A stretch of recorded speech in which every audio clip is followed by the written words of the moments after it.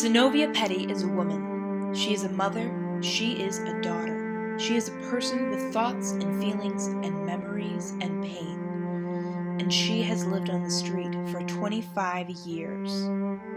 No one was there to help her. She had to help herself. I've heard people say that is how it's supposed to be. People are supposed to take care of themselves. How ridiculous is that? When you were a kid, you had your parents. When you were a parent, you had each other. No matter what age you are, you have people to rely on. Siblings, family, friends, teachers even. Even in the most difficult years of your life, you probably had someone to talk to. We are human and we rely on each other. And even if you felt like you were completely alone in the world, you probably weren't. You just felt that way.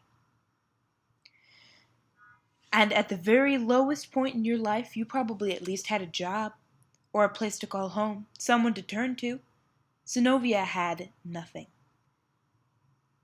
There are people right now that have nothing except their memories and the rags on their backs. They are children. They are senior citizens, mothers, brothers, people out on the streets with no one to turn to and nowhere to go. No food to eat. No place to sleep but the cold, hard ground that you walk on with your shoes. When was the last time you went hungry because there was no food in your refrigerator? Can you imagine having a refrigerator or not having one? Can you imagine the life that she led? To think that that was her normal? When was the last time you threw food away because you didn't feel like taking care of it? Or because it doesn't taste as good after it's sit in the fridge?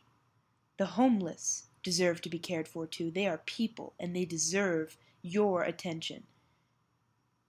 You have someone to talk about your rights in the government. You have the opportunity to vote, representatives that you are supposed to put in their place.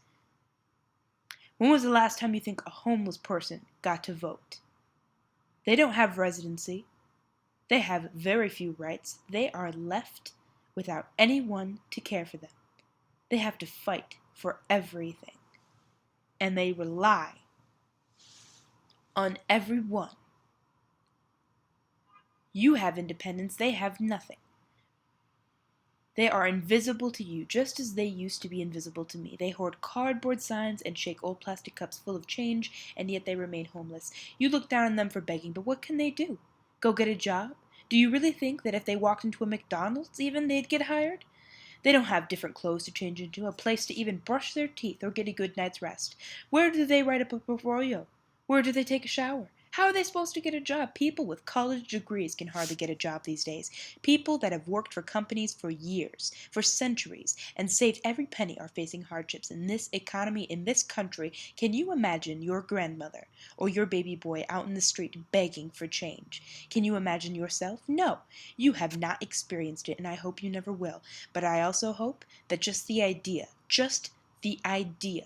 will motivate you to help those that in that situation. One day, you might find yourself in such a situation, and you cannot say that only drug addicts or freeloaders are homeless. You cannot make assumptions about another person's life. I know it's difficult, but even one small thing can make a difference. Imagine if everyone took care of each other. If you spread the word being active in politics, it isn't good for just homeless causes. It's good for the fight for the right of your own rights, any right. Not just for you, but for others. Others like Zenobia Petty.